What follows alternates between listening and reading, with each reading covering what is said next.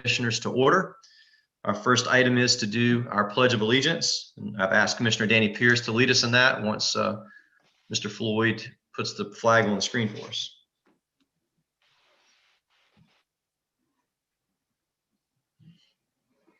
Can everybody please stand? I pledge allegiance to the The flag flag of the United States of America and and to to the republic for which it stands, stands, one one nation, nation, under under God, indivisible, with liberty and justice for all. for all. Thank you. You may be seated.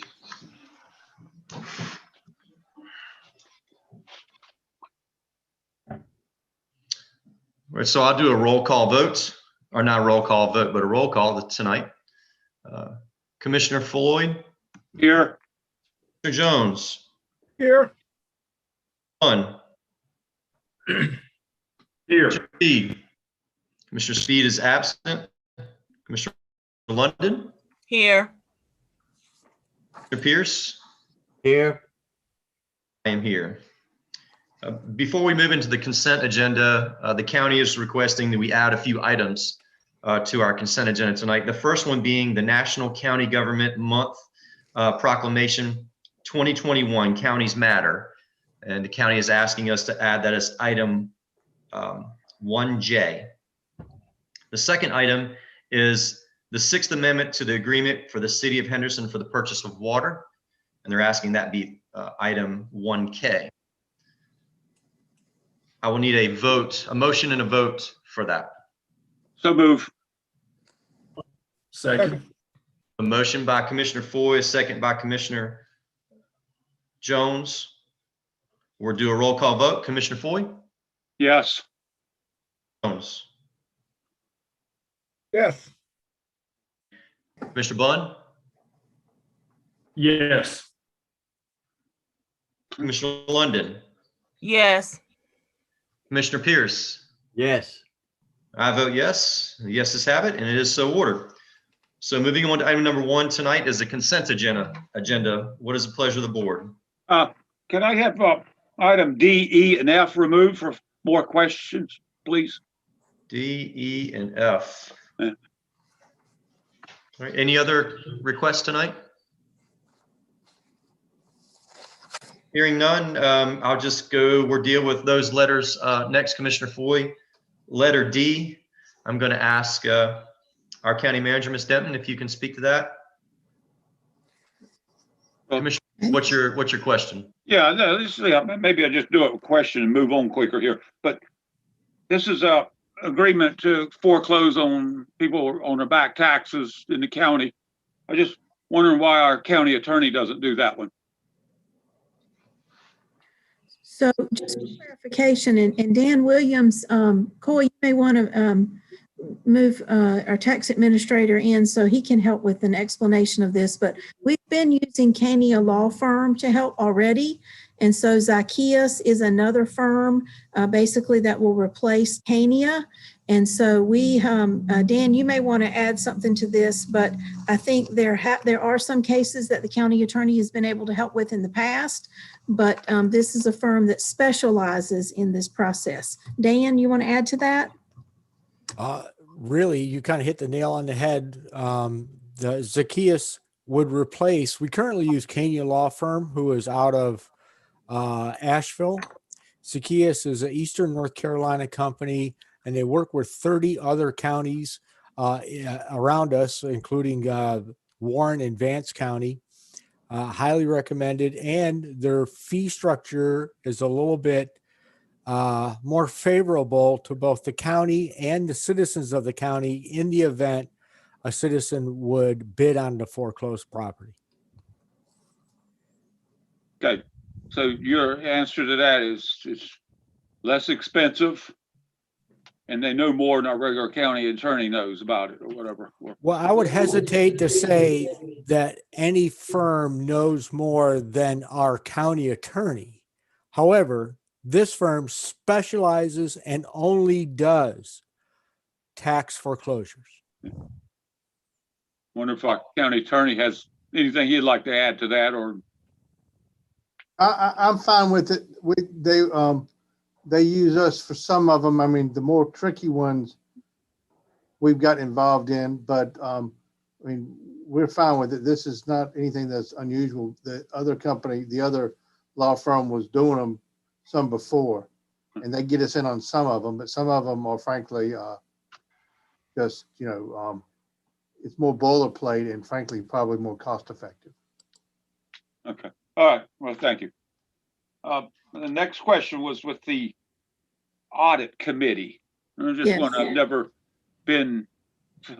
never have seen that happen in my years. Right, And so- what has changed or, All right, so the local government commission has a new requirement that our financial statements be reviewed by the board or an audit committee prior to actually being submitted, moving forward with them. And Jamie's shaking her head. She's here to add details as well. But basically, the recommendation is, and there are other counties that are going with this recommendation as well, is that an audit committee be appointed comprised of 3 county commissioners. And that's a smaller group that can specialize and look at the financial statements. Normally, these things have to be turned around in the November, December time period. And so if the entire board is not available to get together when this information is compiled, then an audit committee can look at the information, make appropriate recommendation for the board or to the board. So it creates a little bit of a specialty group to review the information so that it can move forward in a timely manner. And again, this is a local government commission recommendation. Our external auditors support this. We're simply asking tonight for the creation of the committee. And then between now and the end of this current fiscal year, if there are 3 commissioners who are interested or would like to be appointed or serve in this capacity, that's how we actually would form the committee. I would think probably my best avenue would be to ask our finance officer about what she think about it. Oh, yes, Being yes, that yes. she's the expert in this. Yes, she mean, can talk okay. to. Commissioner Foy, I agree with everything County Manager Denton just said. That this was a recommendation from our external auditors, but the LGC has came down with this new guidance recently that is requiring this. This would be my suggestion to have the audit committee to have that specialization there. I mean, you've been all right with all the other audits that we've had, I believe. I haven't heard you had any objections or. No, sir. Okay. This is new guidance from the LGC. This is Okay. coming down from them for all counties and municipalities, not just us. Okay.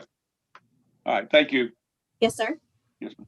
And item F is the CCS Transport 2-year contract extension. I think it was initially set up for just 1 year. And I understand because they got to borrow money.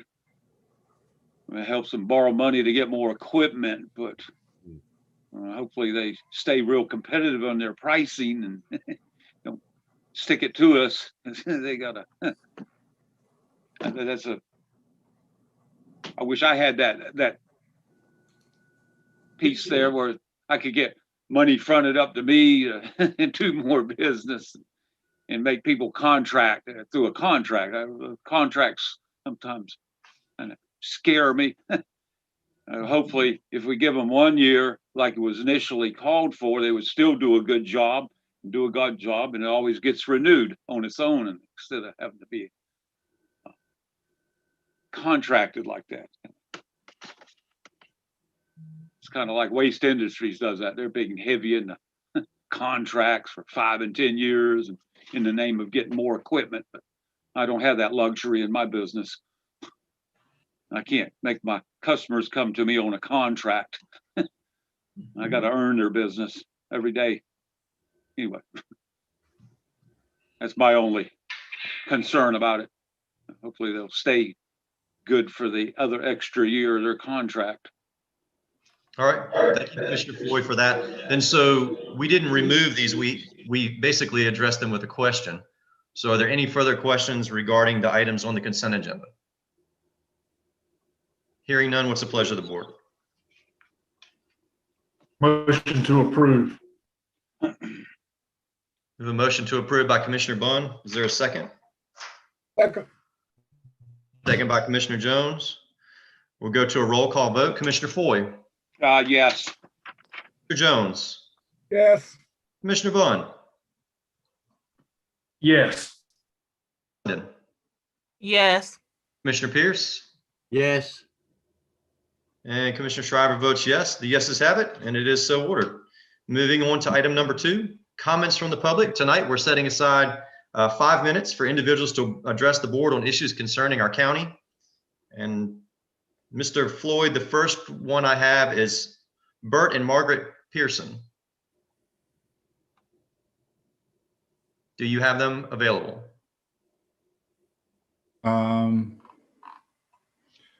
No, sir, I don't see them as of yet. All right, I'll go to the second one. Mr. Winstead, is Frank Winstead showing up? Yes, sir. All right, if you put Mr. Winstead through.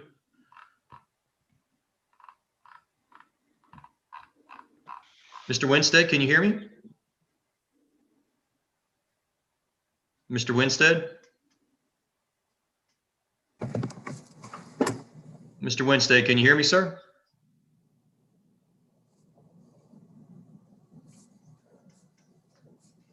Mr. Floyd, is he still there? Looks like he's still there. Mr. Winstead? Let's put him. He's on mute. Mr. Winstead, are you on mute? If you can hear us, unmute your device, sir.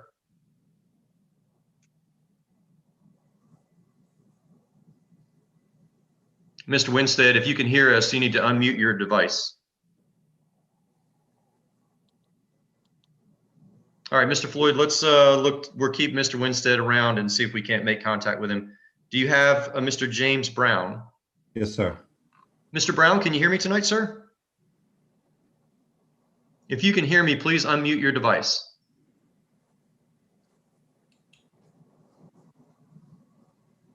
Mr. Brown?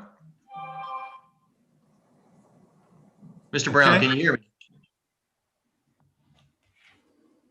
Mr. Brown? Yes. Good evening, sir. I wanted to just take this moment to invite you to give your comments. I'd ask you. Yes, I can hear you. Great, thank you. Can you state your name and address for the benefit of the clerk tonight, and then we yield 5 minutes time for your comments, sir.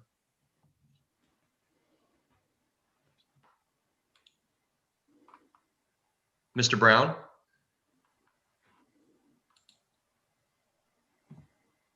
Mr. Brown, can you hear me? I'll say good evening to each of you. My name is James B. Brown. My address is P.O. Box 35, Lewisburg, North Carolina. This reception is really bad. I'll do the best I can. Yes, sir, I can hear you fine. Please I'm proceed. representing Perry School alumni, which is located in Centerville, North Carolina. We have a gymnasium, ball field, an auditorium, and several other classroom buildings. We come to you tonight because we're trying to get our gym up and running. The gym actually needs a roof as well as a floor. And with the ball field, we need to expand that so we can have regulation softball games as well. This not only would benefit Franklin County, it would benefit all the neighboring counties, such as Warren, Vance, Halifax, and all other neighboring counties. We're discussing having league basketball games as well as league softball games.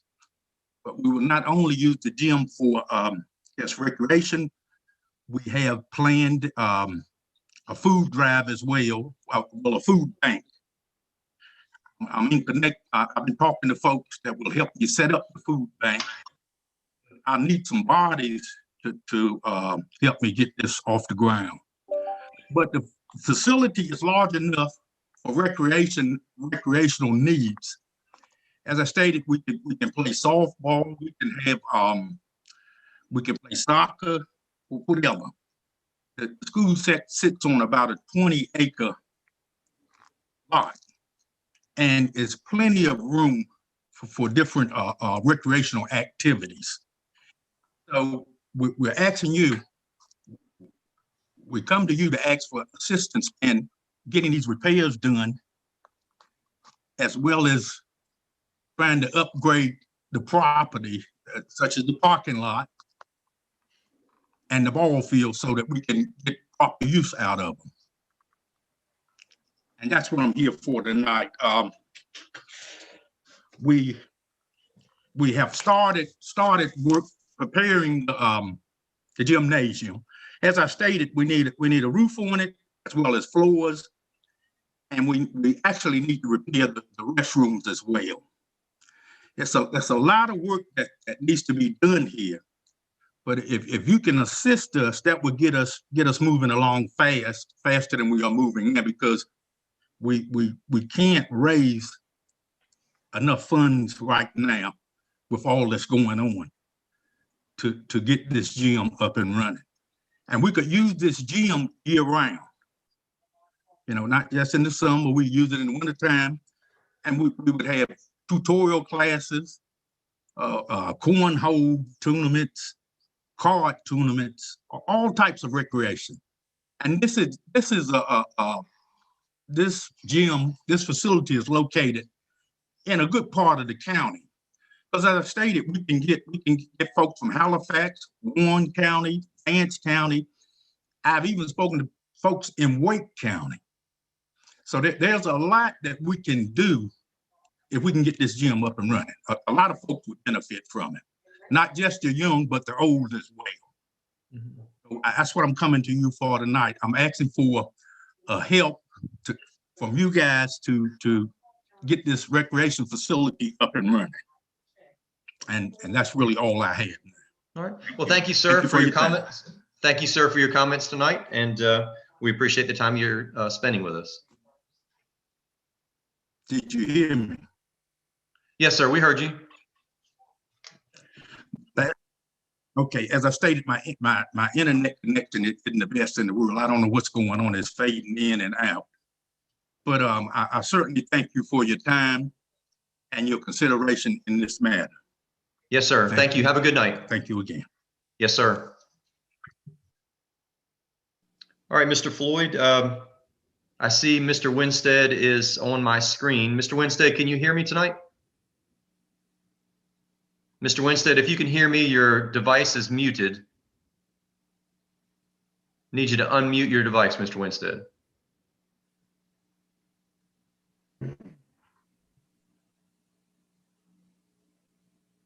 Mr. Winstead, can you hear us?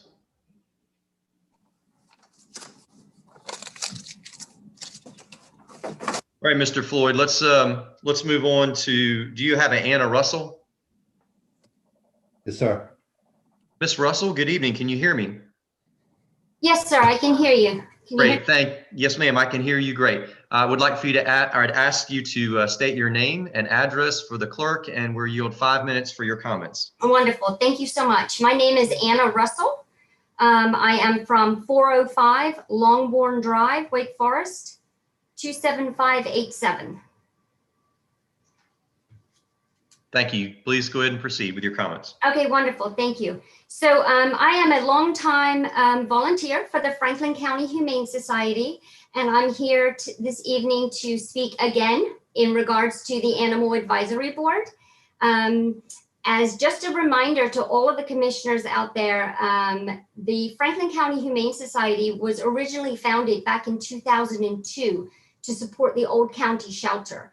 The founders of the Franklin County Humane Society helped raise money and awareness to build the new facility and the beautiful shelter that stands there today. During the past 19 years, we have seen new directors come and go. We've seen new staff members come and go, and new policies come and go. Our mission has always stayed the same, and we are still here to help the homeless pet population in Franklin County. Animals to this day are still leaving the shelter without being spayed and neutered.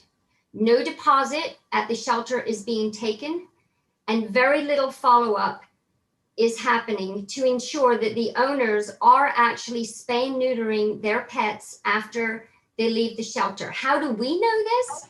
Because our rescue is contacted almost daily for help with unwanted litters of puppies and unwanted litters of kittens born to unaltered pets.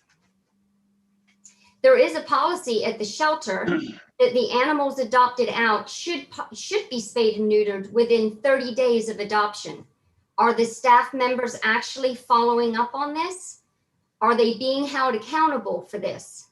We have rescued dogs and cats still not being spayed and neutered months and even years after they have left the shelter. After countless and countless numbers of litters that we still see suffering daily. This suffering is happening in Franklin County. In 2006, we launched a SNF program here at the Franklin County Humane Society. Spay and neuter in Franklin County. We offer free and low-cost spay and neutering vouchers with our partnered vets so that we can help this ongoing problem. Our volunteers run this problem. In 2018, 578 animals were spayed and neutered at a cost of $62,000 to our organization. In 2019, 873 animals were spayed and neutered by the volunteers of the Franklin County Humane Society, and that was at a cost of $87,000. In 2020, we spayed and neutered 829 animals at a cost of $105,000 to our all-volunteer rescue organization. All of our money was raised by volunteers only. The shelter has no food budget. We donate the food.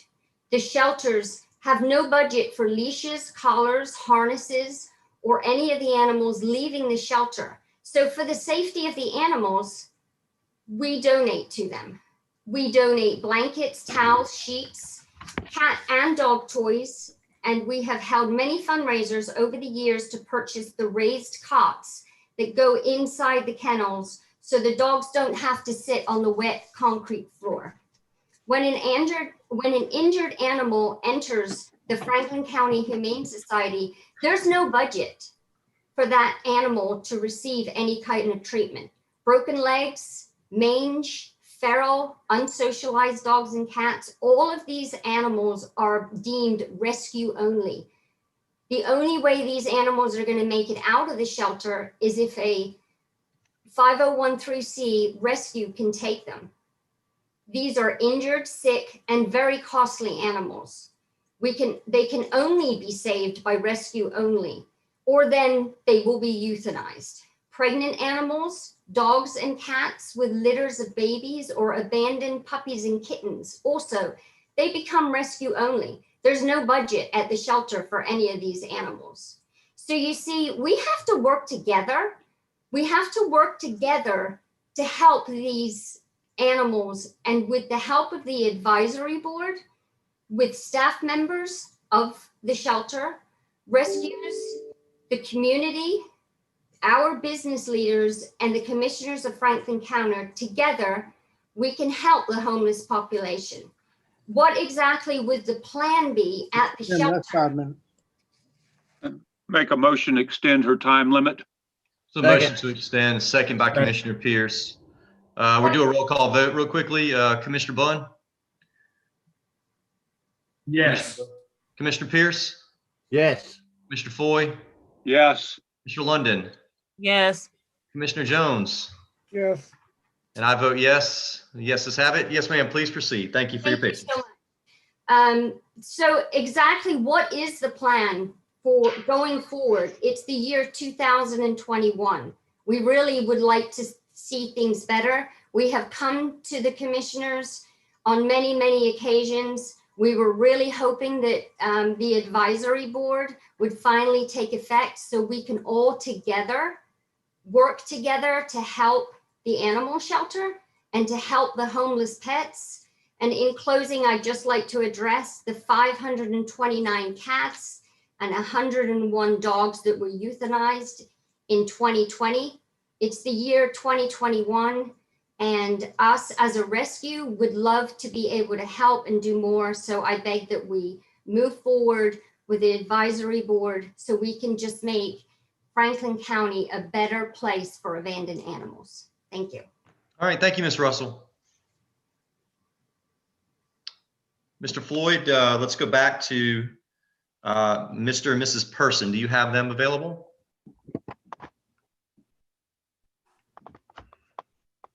No, sir, I still don't see them available.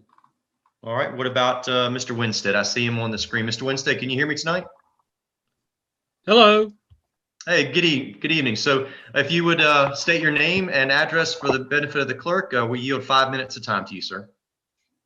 Thank you. Good evening, y'all. This is Frank Winstead, 145 Victoria Court, Youngsville, North Carolina, 27596-7739-45.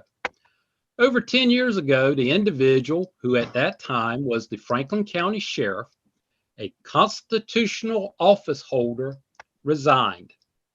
Later that year, a grand jury indicted that individual for using government funds in an undesignated manner during the time that he was a constitutional office holder. That individual was sentenced to between 44 and 62 months in prison for his actions as a constitutional office holder. That individual agreed to pay the county $203,100 in restitution for his actions as a constitutional office holder. A simple Google search will show that the North Carolina general statutes put many restrictions on sheriffs who are constitutional office holders. The North Carolina general statutes specifically empower counties to create enforceable ordinances within the framework of the state's legal system. When a constitutional office holder is entrusted with money to be used for a specific and clearly defined purpose, and then that constitutional office holder uses that money inconsistent with the law, then that constitutional office holder will be punished according to all applicable laws. Well, have a better night. Bye-bye, y'all. Thank you, Mr. Winstead. All right, Mr. Floyd, Scott Strickland, I see he's on our screen. Mr. Strickland, can you hear me, sir? If you can hear me, unmute your device. Mr. Strickland? All right, there we go. There we go. People's Yes. Lane, Lewisburg, North Carolina. All 275. right, please go ahead. You have 5 minutes, sir. Okay, well, I had a pleasure going out to your landfill, and we need to make that thing more handicap accessible.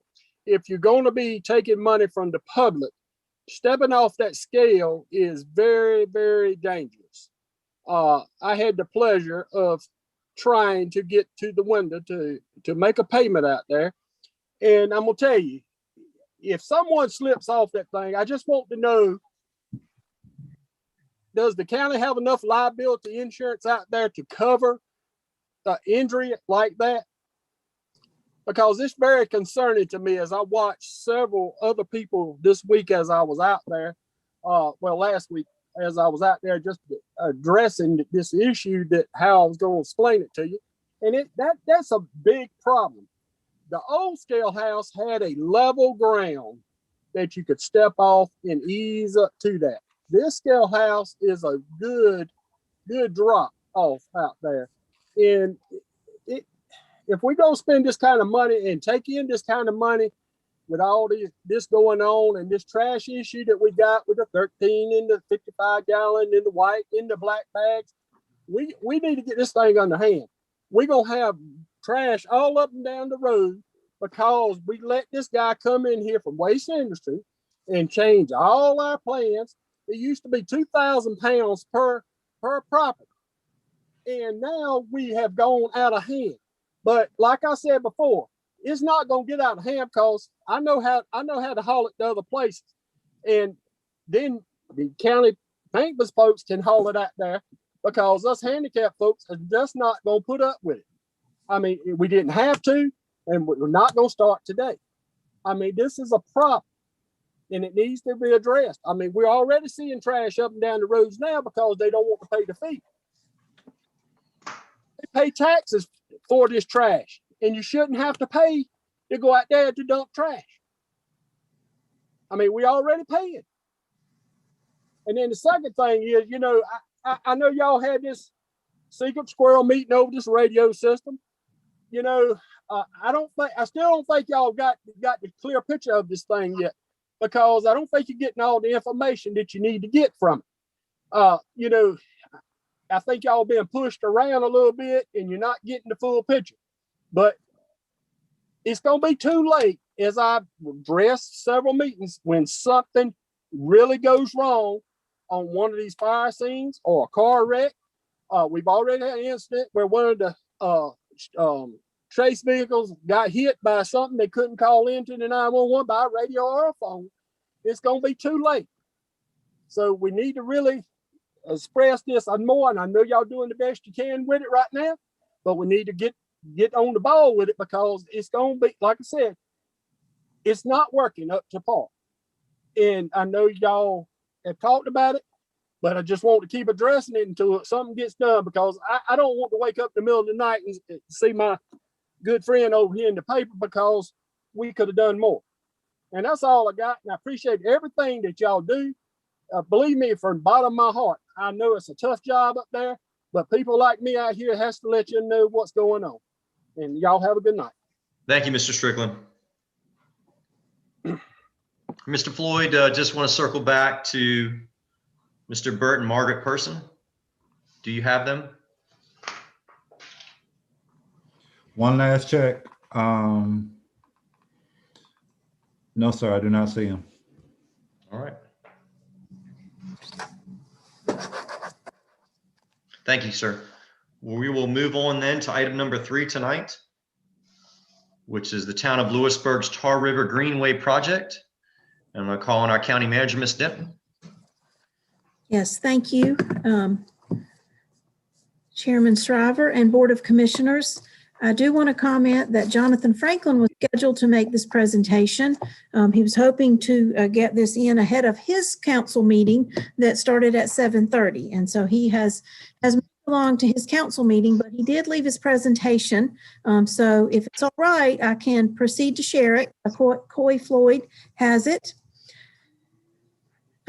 So just a couple of comments about this.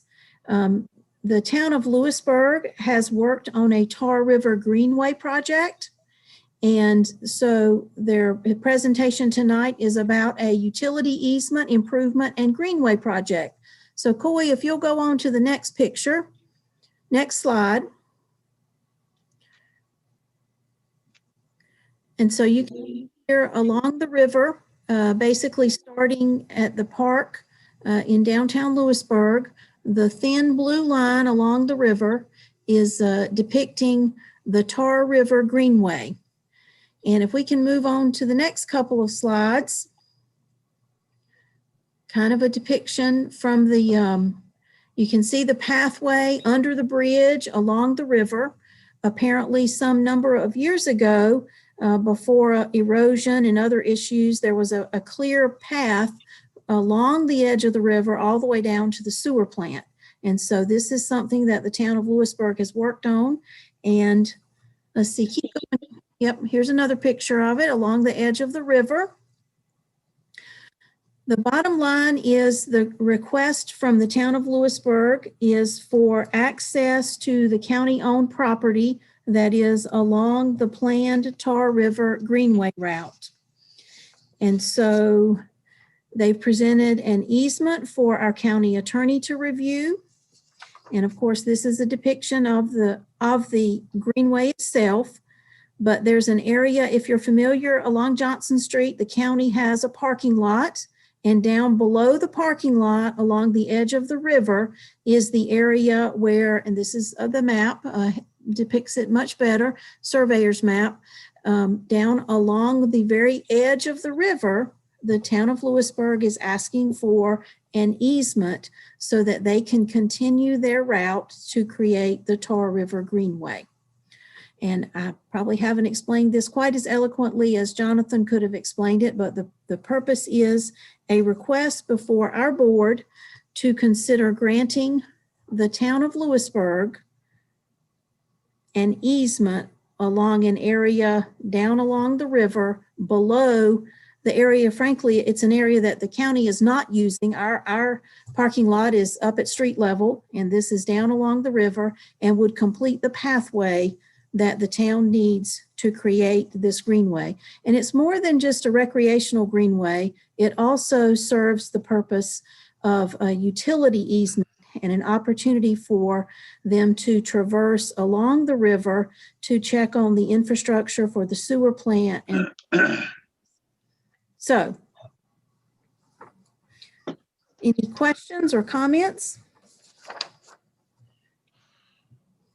So Ms. Denton, this would just be an easement, meaning that we would give them the right to use this area to create this utility as well as the bikeway or pathway, but the county would still own the property, correct? Yes, county would continue to own the property. A county attorney has reviewed the legal document prepared by the attorney for the town of Lewisburg. And again, county completely retains all the ownership of our property. We are simply granting them an easement that really will improve our property and give them an opportunity to access their infrastructure and create a greenway for citizens to enjoy. All right, thank you. Any other questions from the board tonight? How long is this easement good for? And that's a good question. County attorney?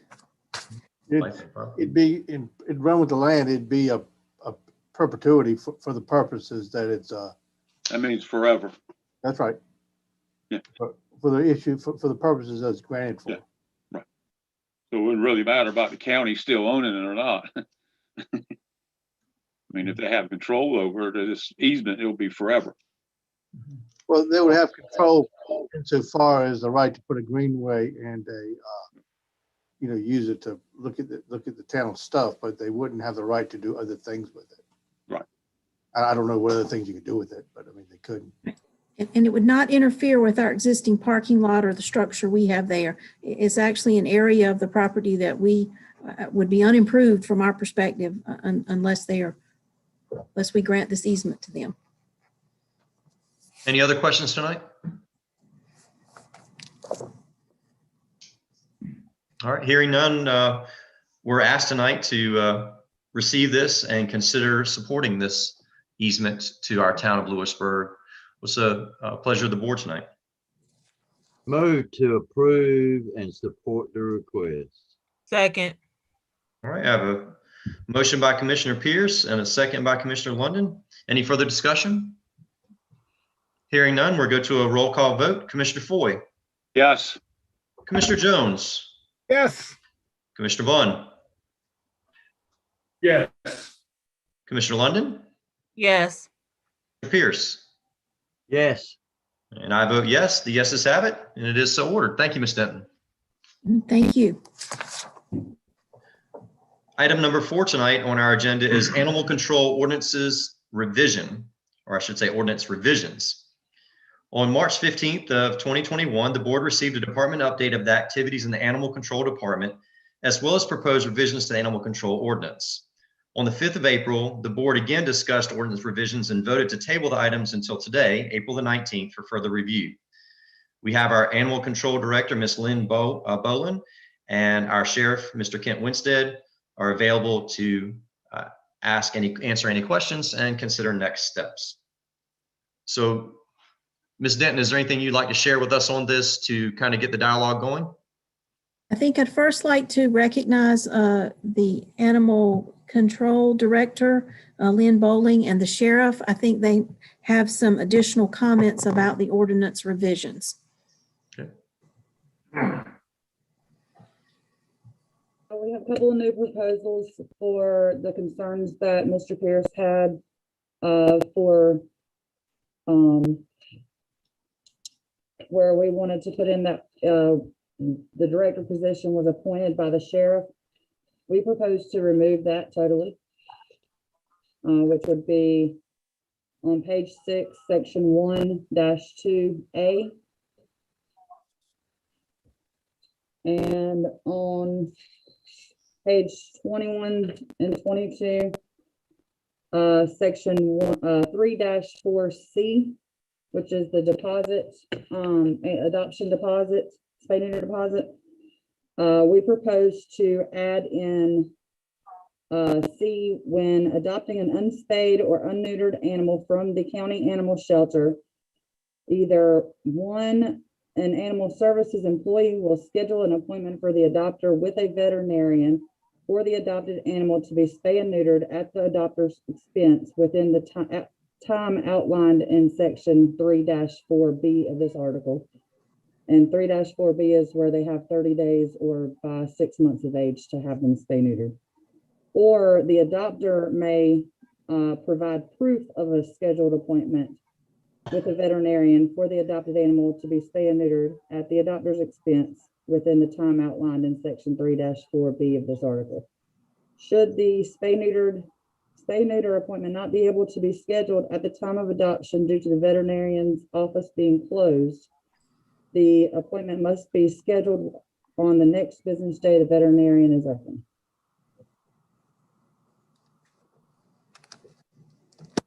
All right, so those are the two proposals that you have shared with us tonight. They're different from what we have seen in the past, correct? Yes. All right, very good. Anything else that you want to share or add tonight?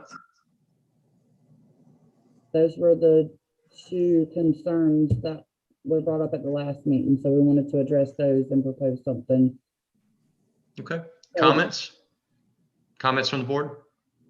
I'm good with that. Okay. Question, Mr. Chairman. Yes, sir. So at the removal for the sheriff appointing, who will appoint the director now? In case we have a vacancy. Goes back to the original.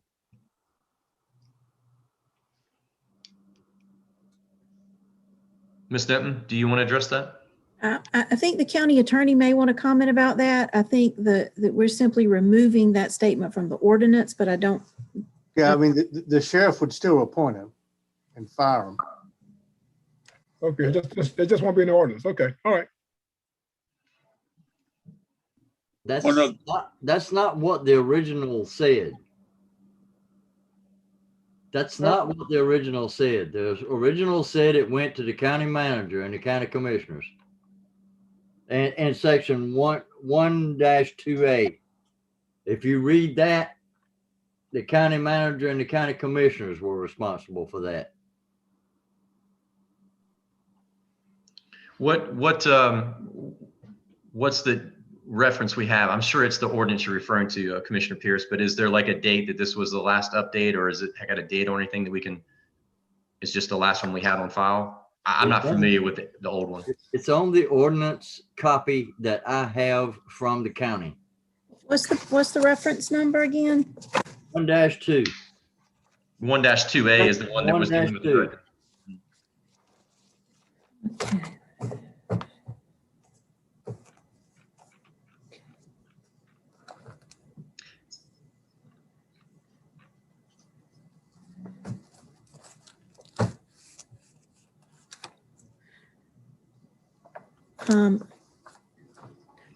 Again, county attorney may want to help me here, but I think this was the language that was in place when this was part of the health department. And so again, if we remove all reference to it, the board has already taken the action for animal services, animal control to be under the sheriff's office. And so by removing the language, there's just no reference to it in the ordinance. There's other references elsewhere that dictate or describe or determine where the department's located. That's correct. I mean, y'all can always remove it completely from the sheriff's office. I think the question here tonight is really surrounded around the revision, the goal of getting these ordinances revised in a way that's beneficial as we move forward in our animal services, animal shelter department. If there's some issues regarding this, I think that's something that we can look at otherwise, but removing it from the ordinance was the request. I did speak to staff regarding that, and that has been what has been done. So at this point, we're looking at the ordinance that's here. If there's something that's not in the ordinance now that is something that we want to take up in business, I'm more than welcome to do that for you at some other time. But this particular part is dealing with the ordinance revision. And so it's revised. Where it's at somewhere else is another item of business at another time. Mr. Chairman, Yes. the particular section 1-2, basis and authority of animal, and they're changing it to animal services director. And that's good. That's a real good thing. Inside of the very first paragraph, it plainly states, and after I make this comment, I'm going to make another comment, so please bear with me, shall be responsible for the enforcement and provisions of this ordinance. North Carolina General Statutes 130A through 184 through 130A-200 designate the county health director is the local official responsible for rabies control. So that takes that authority away from the sheriff's department automatically. The Franklin County Sheriff is the change. What used to be was Board of Commissioners, hereinafter referred to as Board of Commissioners, and then it goes on to the normal language that was already there, has appointed the animal control, now services, director as the local official responsible for dangerous dogs in the county. It goes on down. The bottom line to the point that I'm making here is, and let me make this very clear for the press, for the sheriff, and for everyone else. This has absolutely nothing to do with whether a sheriff is a Republican or a Democrat or whatever. It has nothing to do with any of that. And I was falsely accused in the newspaper last meeting that it had to do with because the sheriff was a Democrat. Please understand, I do not make decisions based on a person's choice of political parties. I make decisions based on what I think is best for the county, for everyone in the county, not one or the other, but everyone in the county. And in my personal opinion, number one, the rabies control cannot be under the sheriff's department by state law. I just do not believe that this should be under the sheriff's department control, period. I'm done. Thank you, sir. Any other comments regarding the two revisions that have been proposed tonight? I have another question in regards to the advisory board that's still not included in there. When do you think we might be able to relook at that or revisit that? That is next. That is next, meaning that's my next item. Let's get these revisions done. Then we have a decent directive for whoever we charge with the opportunity to give input. We've got a guidance that is in place. It's fresh. And then we take the next step. Like I said early on, let's be decent and in order in what we do. Let's respond, not react. So let's get our house clean in order. And then we're inviting new guests. Yeah, just like I say, as long as they don't go for years and years. But anyway. No. Okay. And I'm looking for 3 commissioners to serve on that board, Mr. Foy. So I'll talk with you later about that. Okay, 10-4 on that. All right. Any further discussion? Hearing none, what is the pleasure of the board tonight?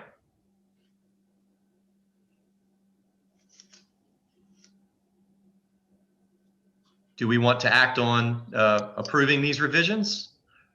Or do we want to hear it for information and move forward? Mr. Chairman. Yes, sir. For the purpose of approving the good in this particular ordinance change, I will move to approve this ordinance change with reservation for later changes. Well, there's always the opportunity to revisit anything that we do. So that's definitely always on the table. So you have a motion to approve the ordinances as they've been presented tonight with the two changes. Is that correct, Mr. Pierce? Correct. A second. A second by Commissioner Foy. Any further discussion? Hearing none, we'll go to our roll call vote. Commissioner Foy, Yes. Commissioner Jones, Yes. Commissioner Bunn, Yes. Commissioner London, Yes. Commissioner Pierce, Yes. and I vote yes. The yeses have it, and it is so ordered. Thank you for your efforts on that tonight. Item number 5 is the new PSAP building update, and I believe we are getting Ms. Sharon. Welcome. Good evening. How are y'all tonight? Doing well. Good evening. Tonight, we want to provide you with an update on the new PSAP facility that's funded primarily through grant funds. And I'm going to introduce Mr. Schrader, David Schrader from Schrader Group Architecture, to give you that presentation. He'll also talk about the next steps as far as bidding and the timeline with the facility. David? Good, thank you. Just doing a mic check here. Is this working? Yes, we can hear you very clear. Thank you, David. Great. And then a quick share. And is that showing up? Yes, I can see your screen. Okay. Mr. Chairman, members of the commission, thank you very much. This is a continuation of a process that we began in July of 2020. We have been meeting every other week with Ms. Sheeran, Ms. Denton, and their entire set of teams to design the project that we'll be talking about from this point forward. So thank you for hearing us this evening. I'm going to get my pointer to work here. There we go. So we'll talk real briefly about the project and what led to it. The last time we presented to you, to this body, was October 19th in 2020, where we presented the schematic concept behind the project. So briefly, and we'll go ahead and provide this presentation after the fact so that you have the information. Essentially, this is a new 6,000 square foot communication center sitting on about 3.9 acres of the current sheriff's facility site. You'll see in the second paragraph 2 highlighted topics. One is called non-hardened portion of a building, and one is called hardened portion. I'll tell you briefly about those 2 portions of the structure and what leads to the requirement for that. Just quickly, I'll share with you the facility is intended. One more point. This is essentially grant-funded construction. There's essentially 3.9, just shy of $4 million from the North Carolina 911 Board. And that is paying for the majority of this project. And we'll get into that just a little bit further at the end as well. So back to the topic of hardened facility. We'll get to images soon, and I think you'll enjoy that more. But we wanted to just give you a little briefing on the concept of hardened facility. Dispatch centers and communication centers in general, and certainly per the North Carolina Code, require that the facility is the last facility standing so that it is operational to continue the communications for the county. And that is the intent of the central portion of this facility. There are a series of guidelines and criteria that drive some of this. Certainly there are the local and state codes. There's also National Fire Protection Association requirements. And then there are some other agencies that are related to 911 and communications that drive the guidelines behind a facility like this. We also have some national guidelines, and none of these are code. They're guidelines that we put in place for a concept like this. But essentially, North Carolina Code parallels the International Building Code, and there's a requirement in that set of codes to provide a facility that creates a storm shelter, and therefore the facility must be able to withstand wind events, whether it be tornado or hurricane events required for a facility of that sort. When you dig just a little bit deeper into the grant requirements for that just shy of $4 million that I shared with you that you are receiving from the North Carolina 911 Board, PSAPs, public safety answering points, or dispatch centers, essentially are required to have redundant and backup systems. All of the major and primary HVAC and electrical systems must essentially be duplicated in the facility, and then the shell of that facility must be capable of withstanding the weather impact that may hit that facility. So what happens is that drives the cost of the construction up. And I just wanted to set that as a sort of precedent. And we'll come back to that in a moment. So you'll remember that in October, when we presented to you, we did a schematic presentation talking about the sheriff's facility along T Kemp Road.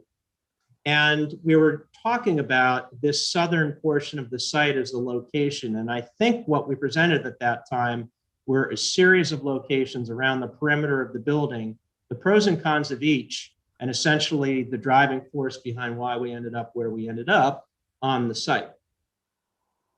The building, approximately 6,000 square feet, ends up just south of the sheriff's facility. And in the planning that we've been doing at that time, there's approximately 83 feet worth of hardened line around the perimeter of the facility to help protect it just a little bit further. We were also providing for the options for future emergency operations centers, should any of those eventually be considered for the facility. The reason that's important is because an EOC in the future may share quite a bit of the radio technology that you have on your towers, may also share the telecom componentry of this facility. And so what you end up with is a series of visitor parking spaces against the current sheriff's facility parking, and then a staff parking area at the backside of the facility. So this is just a close-up of that. And this again was presented in October. And if you follow through with the site plan today, this is the sheriff's facility up above. We've just rotated the site about 20 degrees in the drawing here. And you'll see that essentially we are making use of that sheriff's parking area with a few additional parking spaces for visitors to the communications center in orange. There's a gated area here that the staff can come through and park in the back for the staff parking. There's a service area for the facility here.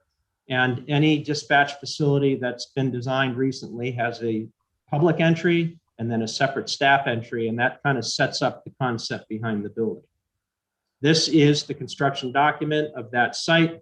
There are a whole series of site drawings that go along with this, but you can see that this parallels that concept with some stormwater management down here at the southern part of the site. And just to get into the building real briefly, the last plan that we showed you is almost identical to this floor plan. There's a visitor entry. First of all, there's a covered porch area, a secure lobby area so that anybody who possibly gets into that first door would never make it past this portion of the facility or can never penetrate further into the facility unless the administration allows that person in. And so this portion of the site of the building provides sort of a buffer to this communication center and dispatch center. The green areas are the support areas that the communicators end up using. There's a kitchen and break space and a couple of breakout rooms. And then your staff that administers this facility are all located in these light blue areas. The purple is the equipment room and technology room that supports the communications room. And then you can see the call taker areas on the floor itself with a conference and breakout space that can also serve as a situation room for the facility. So that makes up the approximate 6,000 square feet of the facility. This is one of the construction documents showing how that works. Just a little bit further delineating the areas of the communication center and equipment room with raised floor. That's what the hatching shows here, so that the technology can easily be routed underneath the floor and can be switched out and swapped out when the time comes to do so. So part of the design of this, and we're at the tail end of the design process now, and I'll fill you in on schedule in a second, is to design a fairly simple exterior. I will say that this portion, or the communication center of the facility, is a little bit taller to allow for better acoustics, and therefore there's a hardened roof line and a hardened wall line where the red area shows. This is that portion of the facility that is the hardened structure with the redundant heating, ventilating, air conditioning, and power. And so in the very worst case scenario, if windows blew out of this portion of the facility, this portion would stay up and running and continue communications for the county in the worst of all storms. So that's essentially what this is being designed around. That additional height is protected by a pitched roof so that the building has lower areas here and then just a little bit of a taller area over the 911 center. And so this is a rendering of the exterior of the building. You can see the pitched roof that goes up and over that 911 center. We're trying to keep it fairly simplistic with a brick and just a cast masonry band around the perimeter at the bottom. Should be a fairly attractive building to drive up to, yet an economical building. The cost of this building is in that hardened shell that I described. So the costs are things that you will never see. They're the things that protect the building in the event of the worst of emergencies. And we're just sharing with you as you kind of rotate around the building. This is the back side where staff will come into this entry point. These are the high windows for the communication center, so nobody can actually shoot into those windows. They're above the head height of all of the call takers and dispatchers on the floor. And this just shows you the equipment area and then an equipment area on the roof of the building. So fairly simple design, fairly simple construction, except for the hardened portion of the building that you see here. And this is just a view of that future communications and dispatch center in the facility. And just turning the other way to see how those high windows keep the daylighting coming in, but also keep anything that may project above the head height of all of the dispatchers and communicators. So real quickly, we've been working on the budget development. Remember I said that there's a $3.9, almost $4 million 911 board grant. The site and building construction is essentially what that's covering. There are some additional costs for the building infrastructure or that technology and furniture that goes in. And so the total of all of the purchased assets will be in the neighborhood of about $4.4 million. When you add in all of the fees that the county has approved, the total project is $5.1 million. And I think the reason that we talked so much about the hardened portion is that is what leads all of these dispatch centers across the state and across the nation to be so high cost for the square footage. And just wanted you to know that ahead of time before we put this project out to bid. So real quickly, remember that I shared with you that we began this process in July of 2020. We've been meeting every other week. We had forecast back in July that this project would be ready to go out to bid in April of 2021, which is where we are. This is the first page of the construction documents. You can see all of the documents that go along with this from all of the different disciplines. We also have thousands of pages of specifications, and those will be put out to bid to bidders. So next week, at the end of the week, the project will be released to bidders. We will hold a pre-bid meeting for all interested contractors on May 4th, 2021. The bids will then be due June 8th. We'll work with the county to develop the contracts with the low bid contractors on between June 9th and June 20th. And we essentially expect to be able to come back to you for approval for construction in June, end of June of this year. Construction can commence in July, and then the move-in will be complete and the facility will be activated by October of 2022. So that's essentially the process going forth. And hopefully that gives you a little input into where we've gone with the design, how the design has ended up, and where we are from a budget and schedule perspective. Entertain any questions. Any questions for is it Harry? I'm sorry, David. Any questions for David tonight? Yeah, I have one question. What are all the other different fees? I know you said the construction is like 4.2 million, but the completed cost is like 5.1 million. I guess, was that the most part of that from 4.2 to 5.1? What is that, your fee?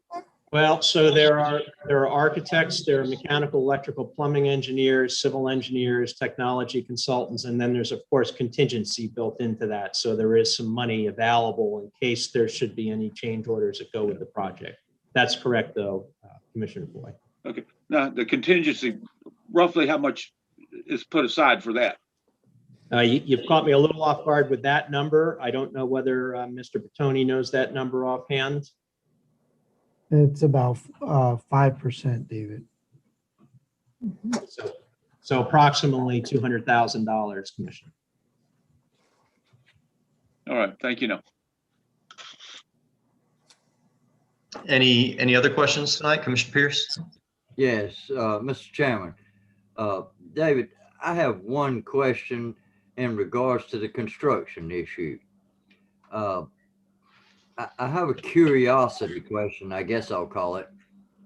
Why is the equipment room on the outside perimeter wall instead of on the inside as far as possible destruction or problems?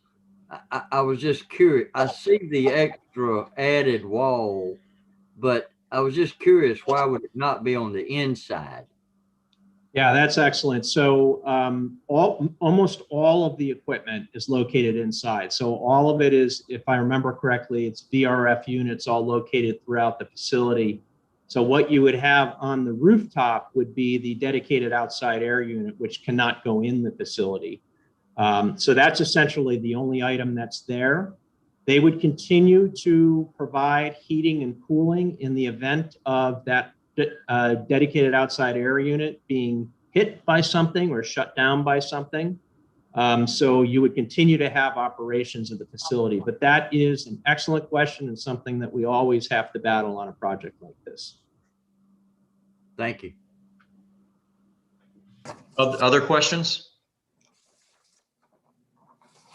David, I have maybe one or two. This building, what's the shelf life with regards to how long can we operate in this building before we're going to outgrow it? Well, from a growth standpoint, we have allowed additional communications workstations on the floor. So you should be able to accommodate some pretty significant growth in your county before you outgrow those. And during the process, we did allow for a couple of additional office spaces that'll be used and can be used in the future as office spaces.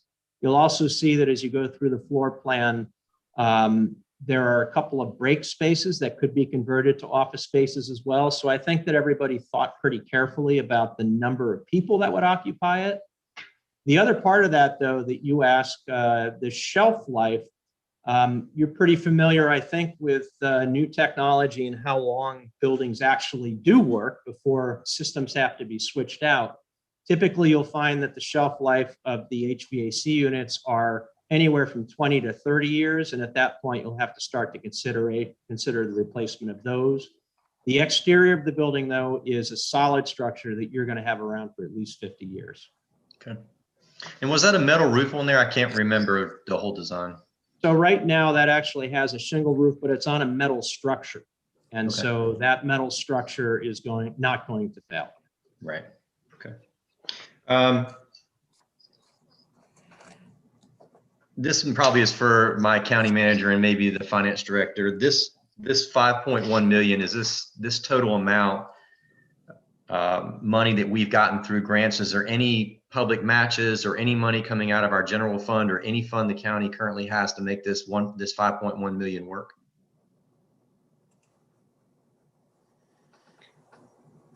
Yeah, Christy has those details. Okay. Christy, sorry about that. You went blank on me there. I didn't see you. That's okay. The commissioners approved to fund the architect portion as well as the consultant portion, which is a little over 841,000 of that 5.1 million that the county funded out of general fund. And then there's also some 911 funding that's going to cover the cost of the technology, furniture, and things of that nature that actually go into the comm center and equipment rooms. All right. So the county's basically personal part of this is about 841,000. Is that correct? Yes, sir. All right.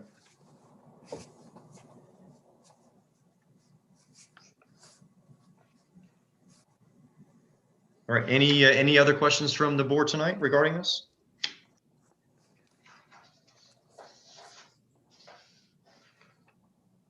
All right. Well, thank you, Ms. Sharon and David and Harry for the information you shared with us tonight. Thank you for being here.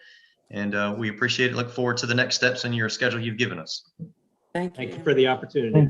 Thank you.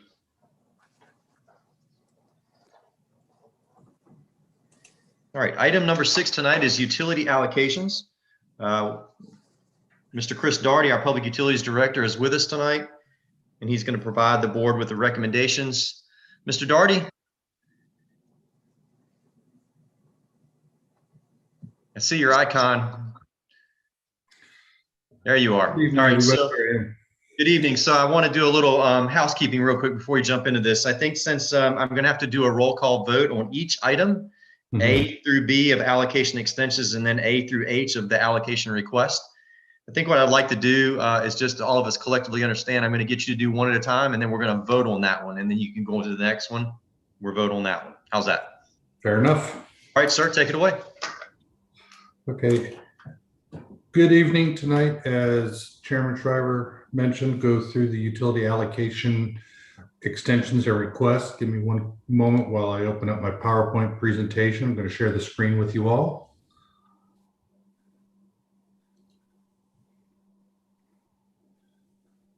Okay, so starting off with the allocation extensions. The first one is the applicant request a 1-year extension. This is for item 6A for the Burlington Park Apartments. The new record date for this project will be April 30th, 2022. The applicant was approved unanimously by the Utility Advisory Committee, and the approval was conditioned on the applicant's compliance with any designated development policies of the town of Franklinton. Failure to record the plat by April 30th of 2022 will result in forfeiture of allocation. All right. Thank you, Mr. Daugherty. So hearing that, the recommendation of the Utility Advisory Committee is for approval of this extension. What is the pleasure of the board regarding the extension for Burlington Park Apartments? Move for approval. The move for approval by Commissioner Jones. Is there a second? I'll second. Second by Commissioner Pierce. We will do a roll call vote. Commissioner Foy, Yes. Commissioner Jones, Yes. Commissioner Bunn, Yes. Commissioner London, Yes. Commissioner Pierce, Yes. and Commissioner Shriver votes yes. The yeses have it, and it is so ordered. Mr. Daugherty? Thank you. Moving on to extension item 6B is for the Westra subdivision. This is extending the allocation per the ordinance. The applicant requests a 1-year extension. The new record date will be April 30th, 2022. Failure to record the plat by April 30th of 2022 will result in forfeiture of allocation. This item was unanimously approved by the Utilities Advisory Committee, and it is recommended to approve this extension. Hearing this proposal, what is the pleasure of the board? Move for approval. The move for approval by Commissioner Jones and a second by Commissioner Bunn. We will do a roll call vote. Commissioner Foy, Yes. Commissioner Jones, Yes. Commissioner Bunn, Yes. Commissioner London. Yes. Pierce? Yes. I vote yes. The yeses have it, and it is so ordered. Thank you. Mr. Daugherty? Yes. Moving on to the allocation requests. Request item 6A is for Oak Park subdivision, phase 2B. It is an additional phase of an existing subdivision, requesting 50 lots. This was unanimously approved by the UAC on April 13th of 2021. The record date for this project will be April 30th, 2023. Failure to record by this date or ask for an extension will result in forfeiture of allocation. Very good. Thank you, Mr. Daugherty. Yes. Hearing the recommendation by the Utility Advisory Committee for approval of Oak Park Phase 2B for 50 lots, what is the pleasure of the board? So move. Second. Motion by Commissioner Foy and a second by Commissioner London. Roll call vote. Commissioner Foy, Yes. Jones, Yes. Bunn, Yes. Commissioner London, Yes. Pierce, Yes. and Commissioner Shriver votes yes. The yeses have it, and it is so ordered. Thank you. Mr. Darty? Yes, request item 6B, Reddick Tract Phase 2. This is also known as the Retreat at Green Haven. This is an additional phase of an existing subdivision requesting 43 lots. This was unanimously approved by the UAC on April 13th, 2021. The record date for this project will be April 30th, 2023. Failure to record by that date or ask for an extension will result in forfeiture of allocation. It is recommended to approve this request. Thank you.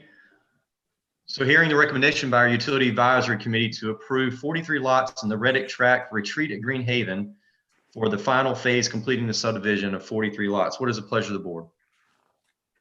So move.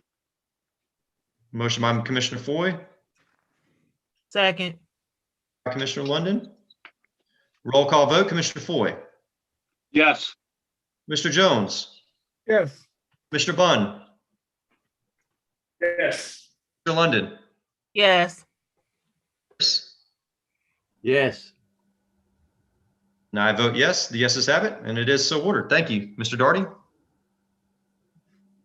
Request item 6C is for the Woodlift subdivision phase 2. It's an additional phase of an existing subdivision requesting 50 lots. This request was unanimously approved by the UAC on April 13th, 2021. The record date for this project will be April 30th, 2023. Failure to record by this date or ask for an extension will result in forfeiture of the allocation. It is recommended by the UAC to approve this request. Thank you, Mr. Darty. Hearing the recommendation from Mr. Darty for 6C, the Woodlift Phase 2, 50 lots, what is the pleasure of the board? Move. Motion by Commissioner Bunn, second by Commissioner Jones. Do a roll call vote. Commissioner Foy, Yes. Commissioner Jones, Yes. Commissioner Bunn, Yes. Commissioner London, Yes. Commissioner Pierce. Yes. And I vote yes. The yeses have it, and it is so ordered. Thank you. Mr. Darty? Yes. Request item 6D, Legacy Subdivision Phase 1B. It's additional phase of an existing subdivision requesting 50 lots. This project was unanimously approved by the UAC on April 13th, 2021. The new record date will be April 30th, or the record date will be April 30th, 2023. Failure to record by this date will result, or ask for an extension will result in forfeiture of the allocation. It is recommended by the UAC to approve this request. Thank you, Mr. Darty. So hearing this recommendation from the Utility Advisory Committee for Legacy Phase 1B, 50 lots, what is the pleasure of this board? So moved. We have a move and a second by Commissioners London and Jones. Roll call vote, Commissioner Foy, Yes. Mr. Jones, Yes. Commissioner Bunn, Yes. Commissioner London, Yes. Mr. Pierce, Yes. and Commissioner Shriver votes yes. The yeses have it, and it is so ordered. Mr. Darty? Yes, request item 6E is Cedar Point at Hadley, Phase 2. This project is an additional phase of an existing subdivision requesting 13 lots. This was unanimously approved by the UAC on April 13th, 2021. The record date for this project will be April 30th, 2023. Failure to record or request an extension by that date will result in forfeiture of allocation. It is UAC's recommendation to approve this request. Thank you. Hearing this request by our Utility Advisory Committee to approve Cedar Point at Hadley, 13 additional lots, what is the pleasure of the board? So move. A motion by Commissioner Foy, Second. by Commissioner Pierce. Roll call vote, Commissioner Foy, Yes. Mr. Jones, Yes. Commissioner Bunn, Yes. Commissioner London, Yes. Commissioner Pierce, Yes. Commissioner Shriver votes yes. The yeses have it, and it's so ordered. Thank you. Mr. Daugherty? Yes, sir. Request item 6F is Cedar Creek Apartments. Cedar Creek Apartments is a new project and will be annexing into the town of Youngsville. This request is for 48 apartment units. This was unanimously approved by the UAC on April 13th, 2021. The record date will be April 30th, 2023. Failure to record the plat or ask for an extension by that date will result in forfeiture of allocation. It is recommended by the UAC to approve this request. All right, thank you, sir. The Utility Advisory Committee has recommended this to us for approval. Cedar Creek Apartments, 48 lots. What is the pleasure of the board? Move for approval. Second. We have a motion and a second. We roll call vote. Commissioner Foy, Yes. Mr. Jones, Yes. Commissioner Bunn, Yes. London, Yes. Commissioner Pierce, Yes. and I vote yes. The yeses have it, and it is so ordered. Thank you. Mr. Daugherty? Yes, the request item 6G is for Wiggins Village Phase 2. This is an additional phase of an existing subdivision requesting 48 units. This was unanimously approved by the UAC on April 13th, 2021. The record date for this project will be April 30th, 2023. Failure to record or ask for an extension by that date will result in forfeiture of allocation. It is the recommendation of the UAC to approve this request. Thank you, sir. So the Utility Advisory Committee has recommended approval of Wiggins Village Phase 2, 48 units. What is the pleasure of our board? So move. Motion by Commissioner Foy, Second. second by Commissioner Pierce. Roll call vote. Commissioner Foy, Yes. Mr. Jones, Yes. Commissioner Bunn, Yes. Mr. London, Yes. Commissioner Pierce, Yes. and I vote yes. The yeses have it, and it is so ordered. Mr. Daugherty? Yes. Request item 6H is for Cedar Crossing Phase 4 and 5. This is for 36 lots of an existing subdivision. This request was unanimously approved by the UAC on April 13th, 2021. The record date for this project will be April 30th, 2023. Failure to record by that date or ask for an extension will result in forfeiture of allocation. It is the recommendation of the UAC to approve this request. Thank you, sir. So the Utility Advisory Committee is recommended to this board the approval of 36 lots to Cedar Crossing Phases 4 and 5. What is the pleasure of this committee? So move. Motion, Commissioner London, Second. second by Commissioner Jones. Roll call vote. Commissioner Foy, Yes. Commissioner Jones, Yes. Commissioner Bunn, Yes.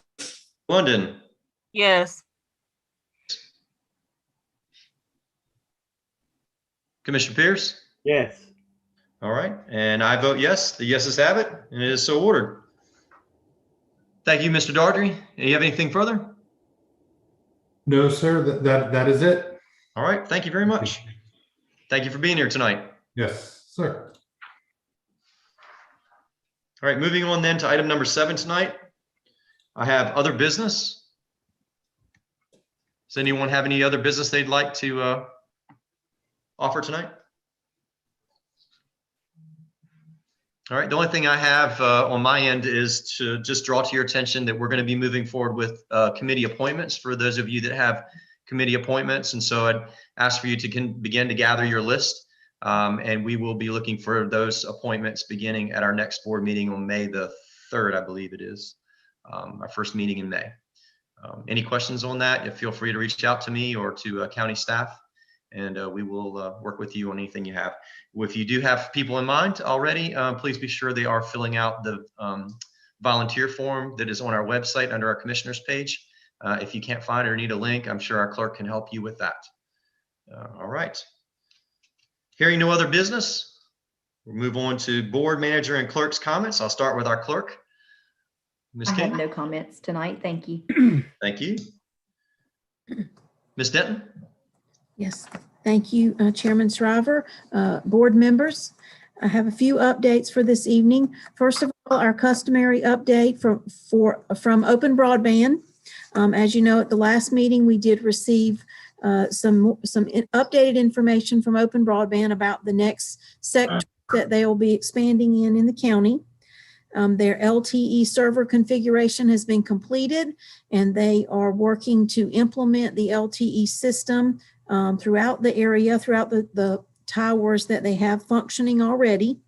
At the White Level Tower, they have 25 residential customers and 3 commercial customers for a total of 28. The Alert Tower, they have 12 residential customers. So altogether at this point, 30 customers. Seems like they're making progress, albeit slow, but moving ahead.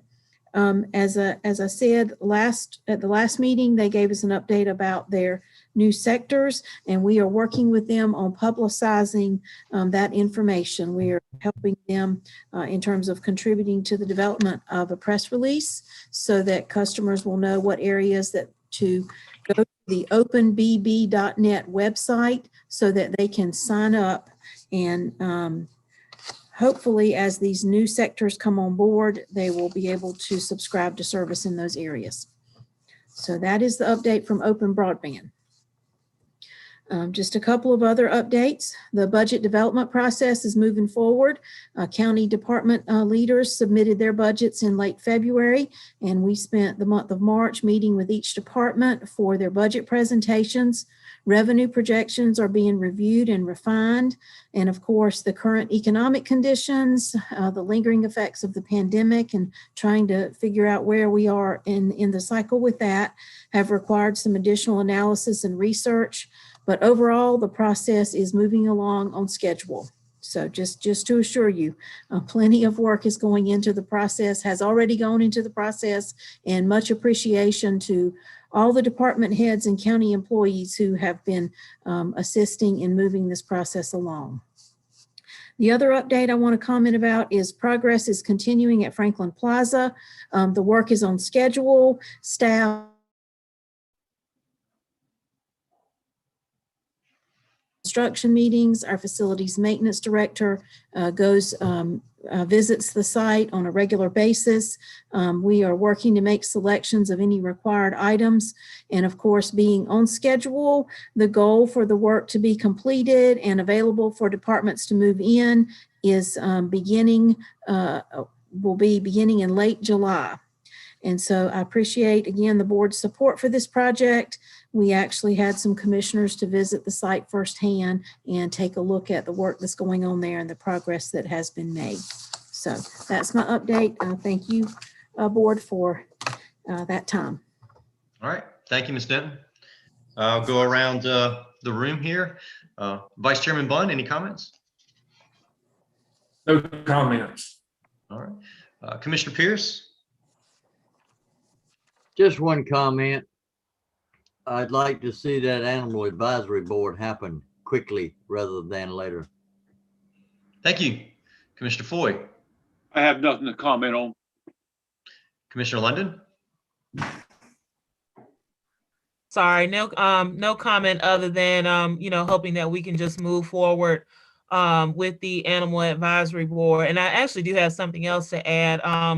I got my first dose on April 8th, and I was just very pleased with the way that things were handled at the airport. It ran very smoothly, and the staff was very professional. So I'm just thankful for everything that Mr. Levine has done, as well as our frontline workers and the staff of the health department that was out there. That's all I have to add. Great. Thank you for sharing that. I know they appreciate it, and we do too. Commissioner Jones? No comment. All right, sir. And I've shared with you what I've got going on. I think we're in good shape for our appointments to our committees next. We'll move on to item number 9 tonight, which is closed session. Many of y'all will be pleased to hear that we no longer have a need for closed session at this meeting. And so therefore there will be no closed session. There was the little smile I've been waiting to see all night, Commissioner Jones. Yeah. There you go. All right.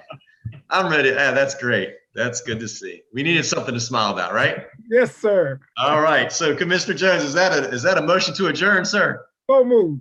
All right. Outstanding. Thank you everyone for being here tonight and for all your efforts and hard work. And thank you for just being diligent to the daily task of being a commissioner in Franklin County. Sometimes leadership's not always, you don't always get thanks for it, but it doesn't mean it's an elected position. That's leadership in general. So thank you, Ms. Denton, for the times I don't always thank you. And for Ms. King, when I don't always thank you. And for Mr. Dofer, our assistant county manager, I don't get to see very often. Thank you for what you're doing that I don't know about, but I'm sure Kim is keeping you on your way. And for Jamie and our county attorney. So good night, everyone. Thank you. We'll see you soon. Good job, Mr. Chairman. Thanks, sir.